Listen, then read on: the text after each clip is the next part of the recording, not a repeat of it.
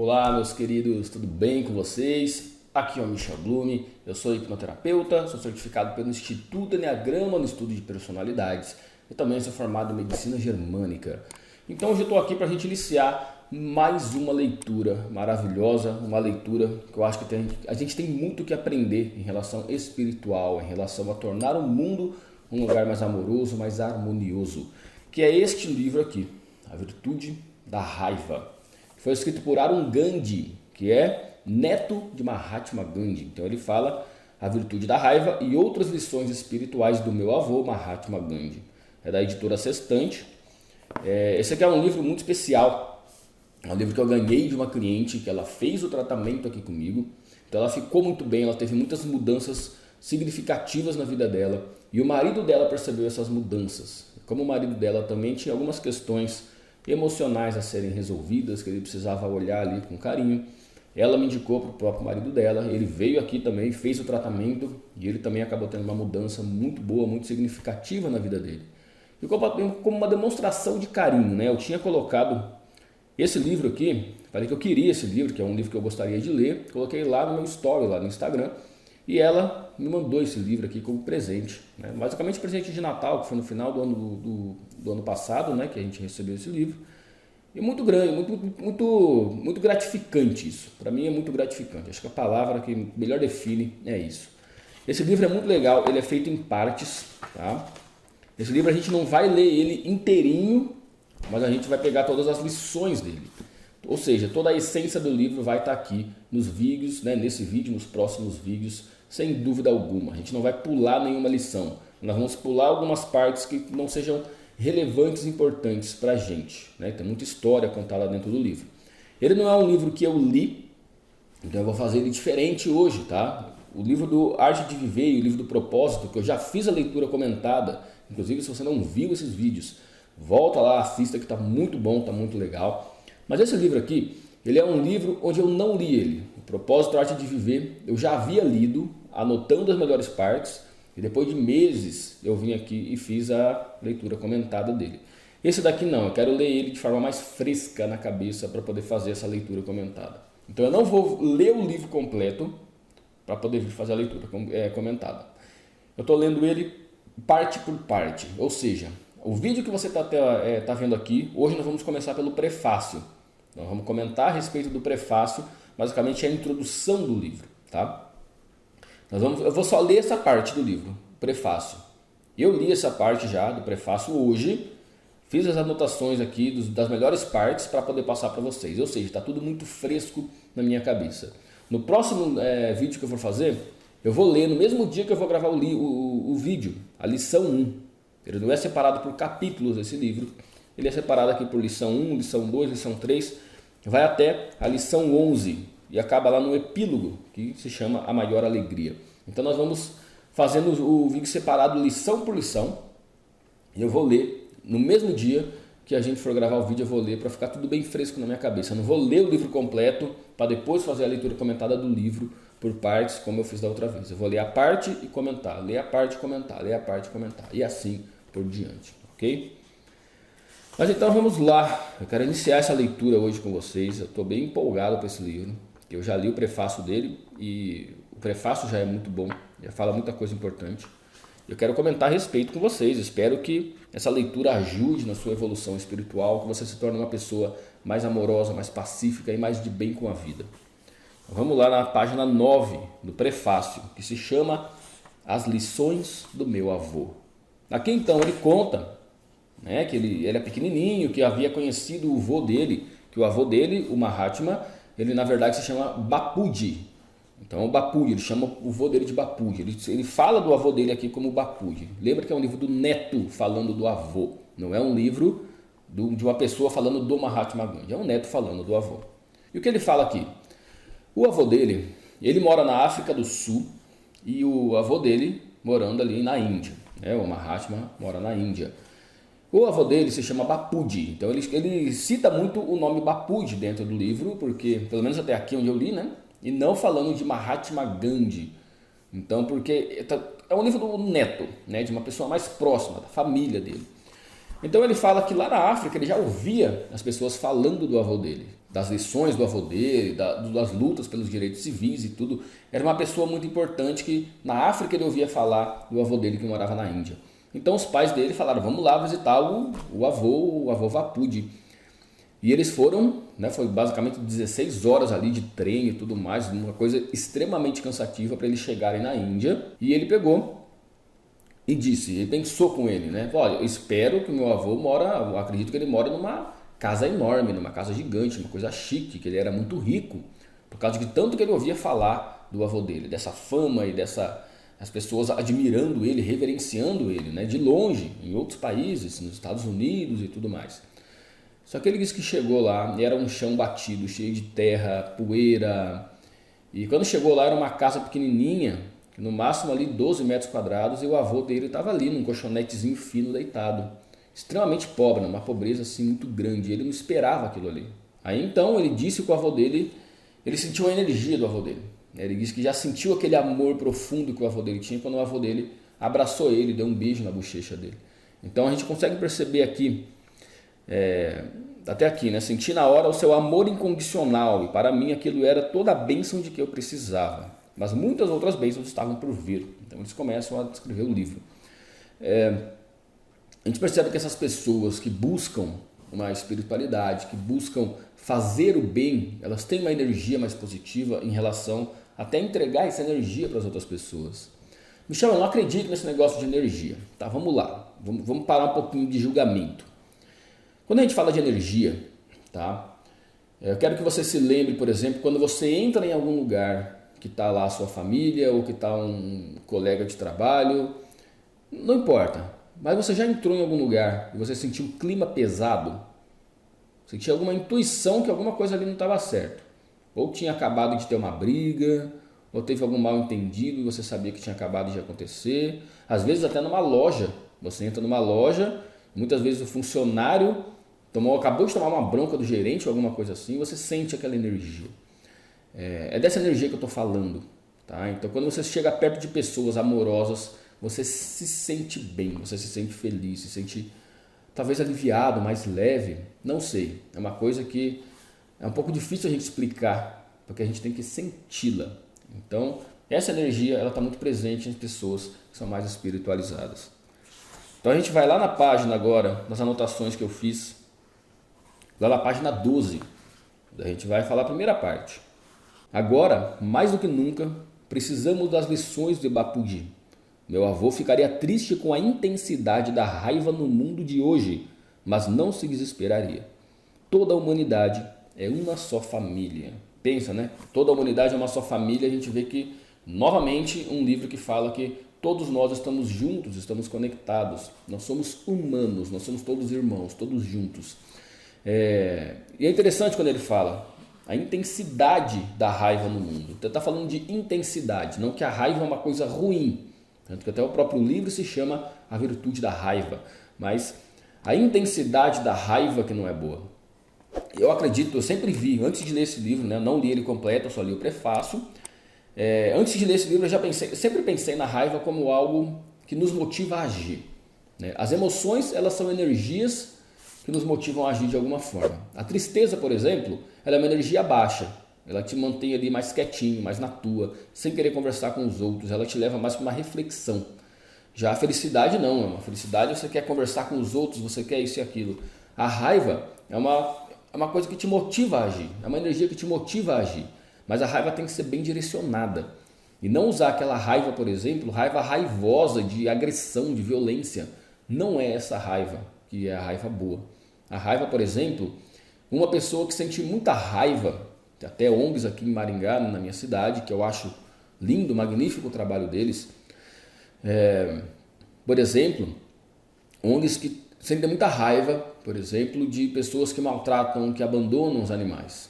Então eles usaram essa raiva para poder resolver um problema, ou no mínimo aliviar a dor desses animais, né? Pegando esses animais, tendo um abrigo para eles, alimentando, dando banho, castrando, fazendo cirurgia caso estejam machucados. Eu inclusive já fiz doações para cachorrinho atropelado e tudo, que quase teve que perder a pata.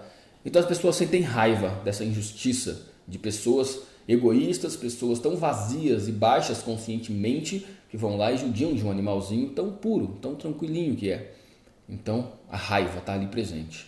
Essa raiva não quer dizer que eles vão ali e vão agredir o agressor do animal, mas eles vão ali acolher o animal. É a raiva que me motiva a agir, me motiva a fazer alguma coisa. A raiva é uma energia transformadora para o mundo se estiver bem direcionada. Por isso que aqui ele fala de intensidade da raiva.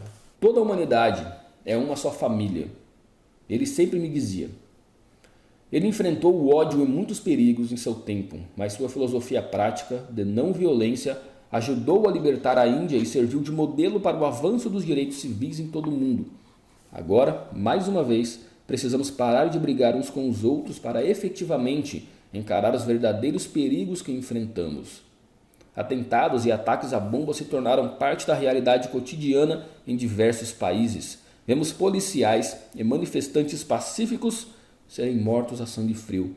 Crianças são assassinadas nas escolas e nas ruas, e as redes sociais se tornaram um fórum para o ódio e o preconceito. Os políticos incitam a violência e a raiva em vez de buscar o consenso. Olha só, ele está citando realmente o mundo atual. Esse livro aqui ele é muito novo, né? Ele foi lançado agora em 2020, então é um livro muito novo. É um livro que está falando muito da nossa realidade realmente de hoje. A gente percebe muito mesmo que cada vez mais as pessoas estão com raiva. Então pessoas com preconceito, com racismo, que estão agredindo pessoas ali com a pele mais escura, que é uma ignorância tremenda julgar alguém pela cor da pele. Na verdade, não devemos julgar ninguém. Nós nunca devemos ser juízes da vida dos outros. E pessoas que julgam pela cor da pele é um nível de consciência muito baixo. Pessoas que a preferência sexual de outra pessoa, a pessoa vai lá e agride. Tem pessoas que vão lá e matam. Aqui na minha cidade teve uma agressão em um homossexual, que 2 assaltantes foram roubá-lo, pegaram o celular dele e espancaram ele a ponto de desfigurar o rosto dele. E no hospital o rapaz perdeu a memória, não reconhecia a própria mãe. Então imagina o que está dentro dessas pessoas que agrediram. Imagina como que é dentro dessas pessoas que agrediram esse rapaz, que não fez nada, simplesmente nada para eles. Não foi nenhuma questão de defesa, qualquer coisa, não, foi simplesmente de graça, simplesmente por maldade. Muitas pessoas são muito boas, muitas pessoas também são muito maldosas e querem ver o mal do outro, se esforçam para prejudicar o outro, né? E é disso que ele está falando aqui, desse esforço para prejudicar o outro simplesmente para liberar uma raiva. É a raiva violenta que eu estava falando agora. Então é isso que a gente não pode deixar consumir a gente, consumir nós mesmos. Quando a gente se vê diante de uma injustiça, a gente sente raiva, sente, direcione essa raiva, medite sobre essa raiva, mas não vá partir para a violência.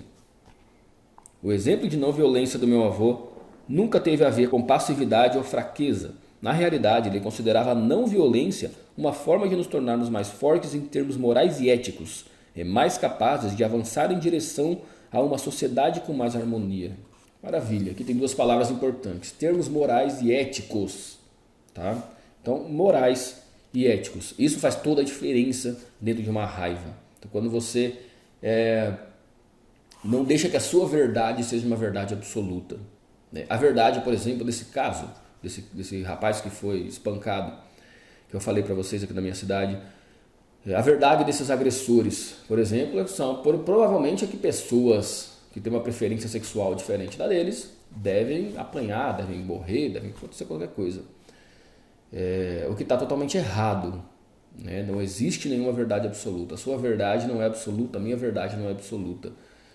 E essa falta de discernimento, de respeitar a verdade do outro, porque cada um tem a sua verdade de acordo com o que viveu, né? A gente só faz o que a gente aprendeu na nossa vida. Então as experiências da nossa vida nos fizeram ser quem nós somos hoje. Então a minha verdade, a partir do momento que ela começa a afetar a tua verdade, a gente tem que parar e analisar com calma, com amor, e não com raiva, querer impor a minha verdade para você. Todas as verdades têm limites, que uma hora vão se confrontar com outras verdades. Mas espera aí, se a minha verdade ela está prejudicando você, alguma coisa está errada. Eu tenho que olhar e rever essa minha verdade. Ele criou um movimento, no caso o Mahatma Gandhi, ele criou um movimento que levou a uma enorme reviravolta política e trouxe autonomia a centenas de milhares de indianos. Porém, o mais importante é que Bapudi tentou mostrar que podemos alcançar nossos objetivos por meio do amor e da verdade, e que os principais avanços acontecem quando abrimos mão da desconfiança e buscamos força na positividade e na coragem. Os principais avanços acontecem abrindo mão da desconfiança. Nossos objetivos, alcançar nossos objetivos por meio do amor. Então olha só o que ele está falando aqui. Ele está falando de raiva no livro. O livro tem o nome raiva no nome, mas ele está falando de amor. E a gente usa muito a raiva e o amor como polaridades, né? Raiva é uma coisa, o amor é outra. Você ama seus pais, mas eu tenho certeza que você já sentiu raiva dos seus pais. Talvez você ame seu cônjuge, seu marido, sua mulher, seus filhos, mas você já sentiu raiva deles em algum momento. Por quê? Porque a raiva é nossa, não é da outra pessoa. A raiva é um aprendizado nosso. A gente tem que aprender a discernir a raiva. O amor, ele anda junto com a raiva. Tá? O amor anda junto com a raiva. O que acontece muito é que pessoas que a gente ama, elas nos machucam mais, porque a gente as ama. E quem ama tem o poder de machucar a gente, emocionalmente falando, de forma muito mais forte. A gente pode sentir raiva em relação a isso. Então vamos misturar o amor e a raiva. É o que eu estava falando para você agora da ONG, né, que cuida dos animaizinhos de rua e tudo mais. Existe a raiva, e a raiva está sendo respondida com amor. Olha só. Então você está criando uma solução em cima do amor por causa da raiva que você sente, por causa da indignação que você sente. Você vai lá e busca uma solução em cima do amor, de cuidar, de acolher aqueles animais. Meu avô não acreditava em rótulos e divisões entre as pessoas, e apesar de ser profundamente espiritual, se opunha à religião quando ela separava as pessoas ao invés de conectá-las. No ashram, acordávamos todos os dias às 4h30 para nos prepararmos para as orações das 5. Bapudi tinha lido os textos de todas as religiões e as peças universalistas que oferecia eram tiradas de todos eles. Ele acreditava que toda religião tem um pouco de verdade e que os problemas surgem quando achamos que essa é a única verdade absoluta. Eu já tive até namorada e tudo mais de religiões. Eu não vou citar religião para não criar problema, não tenho nada contra a religião em si. Mas as pessoas que usam a religião para se imporem como uma questão de verdade, né, eu já ouvi gente falando que se você não seguir a minha religião, você vai para o inferno. Eu já ouvi isso, não foi de uma só pessoa. Então as pessoas acreditam que eu estou salvo porque eu estou nessa religião. Você não está salvo. Então você que se cuide. Então é basicamente uma ameaça, né? Basicamente uma ameaça. Você vê que a pessoa não está trabalhando nem um pouco pelo amor. Você impor a sua verdade, você impor o que está dando certo para você, para o outro. O que dá certo para você pode não dar certo para o outro. Cada um tem um caminho diferente nessa vida. Cada um tem um caminho de aprendizado de amor nessa vida. A nossa vida é a gente aprender sobre o amor e nos aproximarmos cada dia mais de Deus, que é o amor máximo, né? o amor maior que a gente tem. Então a gente se aproxima cada vez mais de Deus. E quando você começa a fazer isso, de impor a sua verdade, até numa questão de religião mesmo, você está se afastando. Eu acredito muito nisso. Você está se afastando do amor. Você está se afastando dos ensinamentos de Deus mais puros que tem. Bapudi se manifestou contra o domínio britânico a favor da autodeterminação. E por isso esse homem que queria apenas espalhar amor e paz passou quase 6 anos em prisões indianas.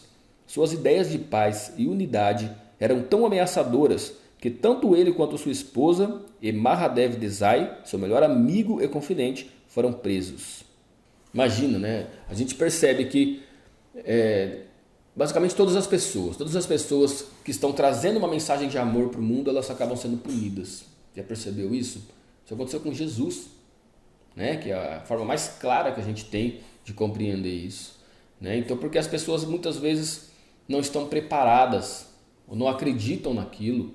Elas estão tão consumidas por uma raiva violenta, elas estão tão consumidas com negatividade, com coisas ruins, né? A gente está em torno disso o tempo todo. Que acontece o quê? Que elas começam a punir pessoas que estão trazendo bem. Muitas vezes por ganância e egoísmo delas próprias, porque elas estão buscando um meio de conseguir dinheiro fácil, estão no meio da corrupção e tudo mais. E essas pessoas geralmente são as pessoas que têm um certo poder na sociedade. E isso acontece porque quando uma pessoa dessa chega para colocar amor no mundo e acabar com essas coisas, elas acabam sendo punidas por essas pessoas de poder, essas pessoas egoístas e corruptas, porque está atrapalhando, está impedindo com que elas tenham mais lucro em cima disso. Então isso é muito triste.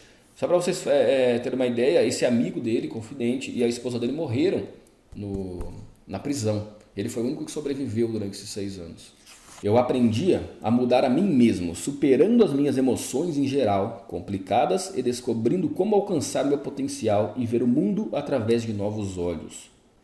Olha só que bonito. Eu aprendi a mudar a mim mesmo, superando as minhas emoções em geral complicadas e descobrindo como alcançar o potencial e ver o mundo com novos olhos. Eu sempre falo para as pessoas que as emoções elas são cegueiras. A emoção causa uma cegueira. E não pensa que é só emoção negativa, não. Emoções positivas também. Se você está muito feliz e toma uma decisão, provavelmente você se arrependa dessa decisão mais para frente. Se você está com raiva ou com medo e toma uma decisão, provavelmente você vai se arrepender dessa decisão. Então é uma cegueira. Por isso que ele está usando essa questão de ver o mundo através de novos olhos. Quando a gente consegue se limpar e ficar em equilíbrio com as nossas emoções, a gente não está nem muito feliz, nem muito triste. Nós conseguimos nos manter no meio. Aí a meditação ajuda muito, mas não vem no caso agora. Mas isso ajuda muito porque você começa a ver o mundo realmente com novos olhos. Você começa a ver o que realmente é. Eu tenho que trabalhar muito isso em mim para poder trabalhar com uma pessoa que está sentindo dor aqui na minha frente na terapia. Então eu tenho que estar muito em equilíbrio comigo mesmo para que eu possa ajudar aquela pessoa. Tanto que eu faço uma meditação de pelo menos meia hora antes de toda a terapia.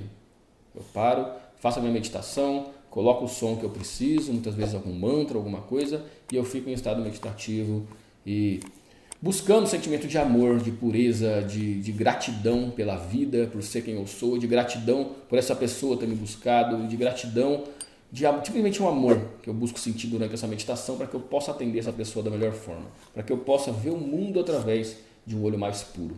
Tive a oportunidade de testemunhar o desenrolar da história, enquanto Bapuji me oferecia lições simples e práticas sobre como conquistar os meus objetivos pessoais. Foi um curso intensivo de sua filosofia. Seja a mudança que você deseja ver no mundo. Essa frase é bem clichê, mas ela é muito verdadeira. Ela é muito verdadeira. Seja a mudança que você quer ver no mundo. Você não pode cobrar o outro de não praticar uma injustiça se você pratica uma injustiça. Já vi vídeos de pessoas falando, você vai votar, pegadinha, tá? Não era repórter nem nada. Um cara com a pegadinha chegava na pessoa e falava, você vai votar em tal político? Não, eu não vou, ele é corrupto e tudo mais. Eu vou votar no outro político, no opositor ali. Então ele pegava e falava, desliga a câmera, desliga a câmera. Cara, a gente já tem bastante gente já que votou nessa pessoa. Não tem como você falar para votar nessa pessoa, eu te dou R$100. Fala que você vai votar nessa pessoa aí que você falou que não vai votar. A pessoa, não, beleza. Aí ligava a câmera, aí a pessoa vinha e falava, não, eu vou votar nessa pessoa, porque eu confio no trabalho e tudo mais. Por R$100. Ela própria se corrompia por R$100 e estava falando do outro, do político que estava ali se corrompendo, que estava roubando milhões e bilhões. Então a gente tem que parar com acho que a palavra seria mais hipocrisia. Então a gente não pode de forma alguma querer cobrar o outro se a gente não faz o que a gente está querendo cobrar. Seja a mudança que você quer ver no mundo. Quer um mundo mais amoroso? Comece você a dando um bom dia com um sorriso para a zeladora do teu prédio. Quantas pessoas eu vejo que nem olham para a zeladora? Começa dando bom dia para a caixa do supermercado, para o empacotador do supermercado. Agradeça o trabalho do empacotador do supermercado. Quer um mundo mais educado, com mais amor? Comece você enxergando as pessoas, que geralmente as pessoas eu vejo que ignoram. Eu fico muito triste com isso. Precisamos dessa mudança agora, pois estamos alcançando níveis intoleráveis de violência e ódio no mundo. As pessoas estão desesperadas por mudança, mas se sentem impotentes. Maravilha. É isso. E aqui a gente finaliza o nosso prefácio. Aqui a gente está finalizando o nosso prefácio. E lá na página 15, no próximo vídeo, nós vamos começar a lição número 1. Certo? Pensa nisso, seja a mudança que você quer ver no mundo. Busque o mundo com mais amor. Olhando para dentro de você, encontre esse amor como uma essência, como uma luz divina dentro de você mesmo. Porque o amor já está dentro de você. Ok? Esse livro vai ser maravilhoso, a leitura dele. Estou muito empolgado, estou muito feliz de poder fazer isso e compartilhar com vocês. Espero muito que esteja te ajudando. Se inscreva no canal, Compartilha com quem você acha que precisa ouvir essa leitura aqui junto com a gente, tá? Ativa as notificações, dá o like, que isso ajuda o algoritmo do YouTube a entender que o conteúdo aqui é relevante e começa a entregar esse vídeo para mais pessoas. Então assim, mais e mais pessoas vão recebendo essa mensagem tão bonita desse livro, ok? Um grande abraço, meus queridos. Espero vocês no próximo vídeo, na lição 1, página 15, e até mais.